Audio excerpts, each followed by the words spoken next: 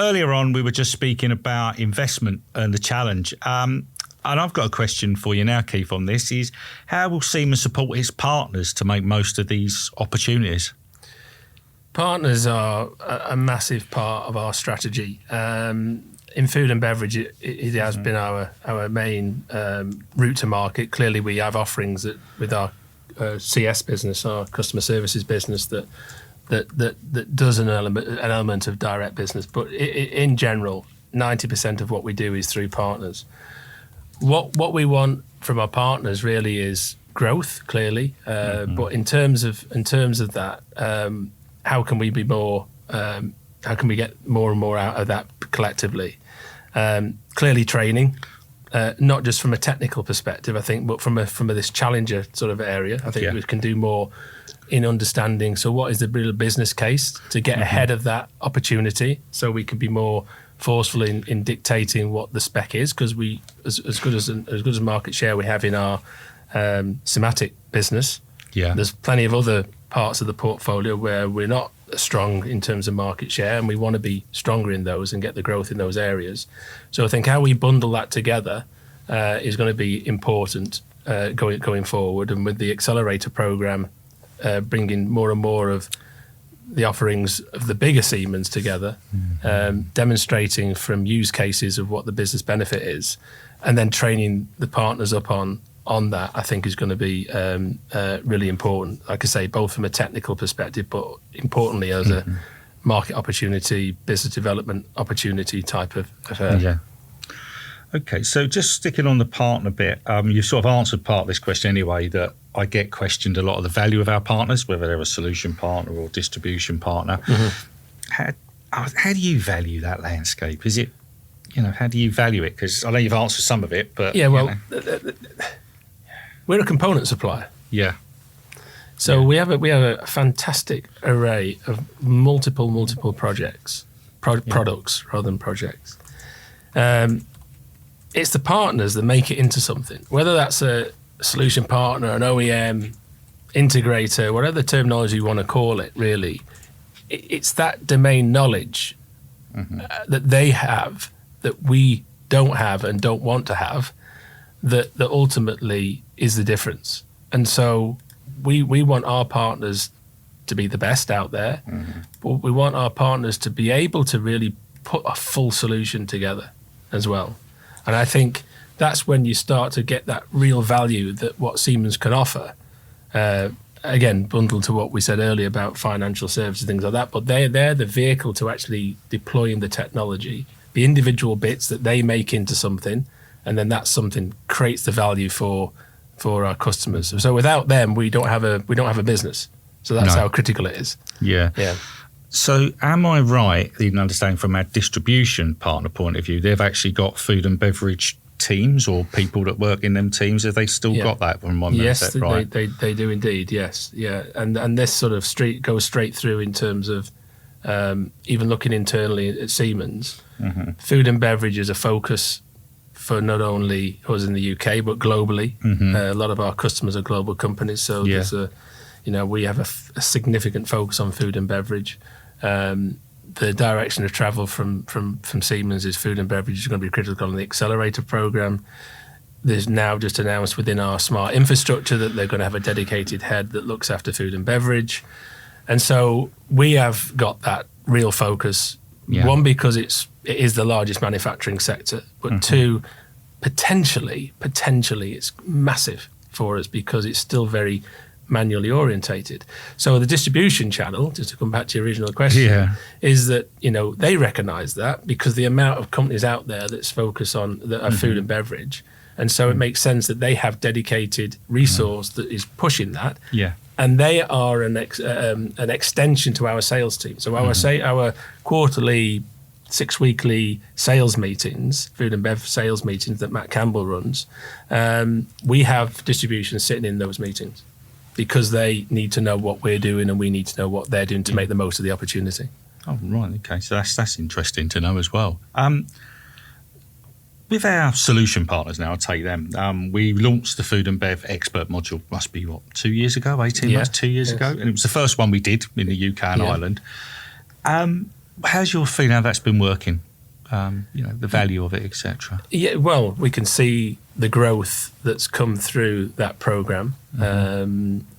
You can start to see how the market sort of changes a little bit and what impact that has on the partners. But we have 7, I think it is now, food and bev expert partners, and yeah, I mean, it's some great business that's flowing through them, and also you get an understanding of where they want to go in terms of their business and how that aligns with where we're going. So we talk about accelerator and things like that. How out of those 7 we have as expert partners, which were solution providers in the full sense of the terms. They had to be part of predominantly food and beverage in terms of what their market.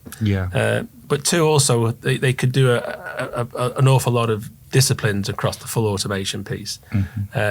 And so we've been really, really pleased how that's come through. We're now thinking, okay, well, now we need to go to the next level. Next level is accelerator. Accelerator will be more about how do we get all the digital tools and the automation tools in that.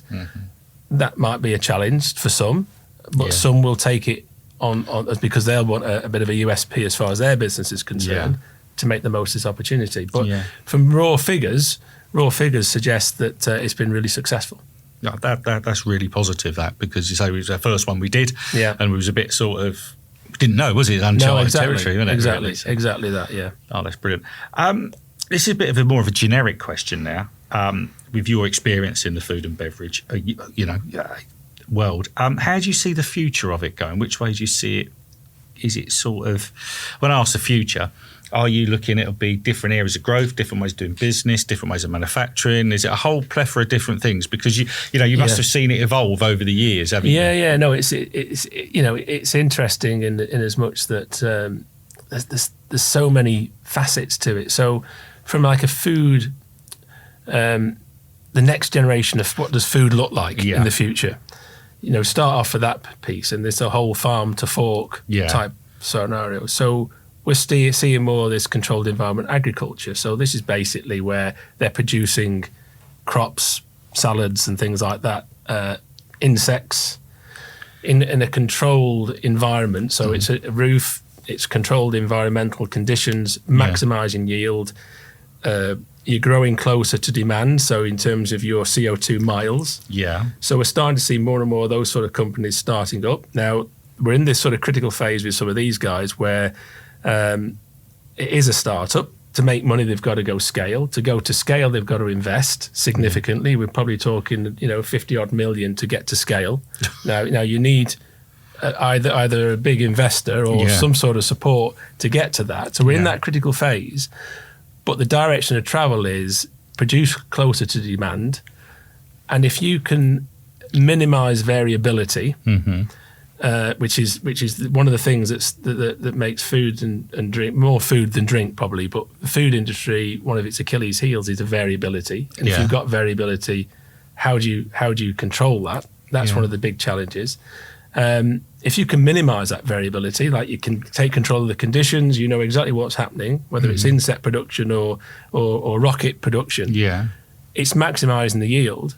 And they're the sort of things now where it's like the whole farm, not say farm to fork in a box, but certainly farm to production is in a box. Really?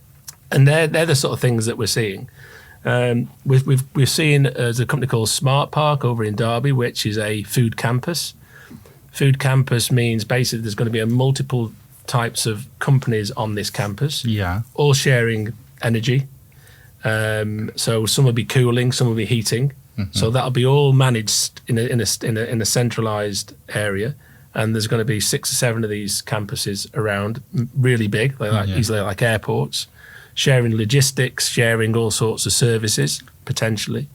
So that again is how do you get more and more of these companies that are trying to work out to be more efficient on the same plot? And if there's synergy between them all, chilling and heating, then one's getting rid of heat, one needs heat. You can start to see how efficiencies start to improve at scale. So we're seeing that. But I think the big thing for us as Siemens is going to be this round, how do we control variability? And that's where data automation, industrial edge, these things that Hub, Insights Hub, and things like that, where you start to really understand why things are stopping, why things are creating waste, minimizing waste, and if you can control that, your efficiencies go up, and that's when you start to get productivity up, which again is another Achilles heel for all manufacturing. But that's the thing where technology will have a massive input in terms of efficiency drives, and that's the jump that will come through. Because let's face it, continuous improvement is not a new word. Getting rid of energy is not a new word. Reducing costs isn't a new word. This has been going on for years and years and years. So the easy stuff's been done. So now the difficult bit is there. The difficult bit historically was, well, that's the way we've always done it, so we just have to live with it. Because what's the answer? Well, we don't know what the answer is, so we'll just keep on doing it. Either it was throwing lots and lots of cheap labour at it, or it was, well, we'll just live with the waste. We'll go and get rid of that and give it to the pigs or whatever as a feedstock. That isn't going to be the answer way going forward. And so it's the technology that's going to make a massive difference. So everything will be more streamlined. I don't think we'll ever get to a situation where we're lights out. Really. But the direction of travel is more control, more measurement, and that gives you more efficiency. So is there timescales on this, do you reckon, or is it just the way industry is, or how digitalisation takes off, whatever shape or form that would be? I know when we first started talking about Industry 4.0, we can remember that far back. We were one of the leaders in 4.0, the terminology for Industry 4.0. I think we're ahead of where we thought we would be now. And of course, what accelerates that is technology, whether it's co-pilots that giving you the answers to the chat GTP or whatever, whatever it is things that are coming at us thick and fast of understanding what the answer to the question is. But a time scale, I mean, the food industry is full of contradiction. Right. So some are really going at it, and some are like, nah, this isn't for us. And so it's trying to work out what's really going to happen. What they look at is, they don't want to be first in general. What they want to do is see if it's worked. We'll try it. Or we'll try something small. Ask the question, if we're mixing, why are we taking 25 minutes to mix a dose, a batch? Well, we've always done it like that. Or what happens if we do it in 10 minutes? What impact does that have on the mix? So you can start to simulate some of that. We've started to prove that. So we're working with a lot of the big companies on simulating processes and simulating when they need to spend capital on new investment on capacity planning and things like that. Do they need to spend it, or can they get it through efficiency gains? Well, we can start to simulate that. Now that's taking shape.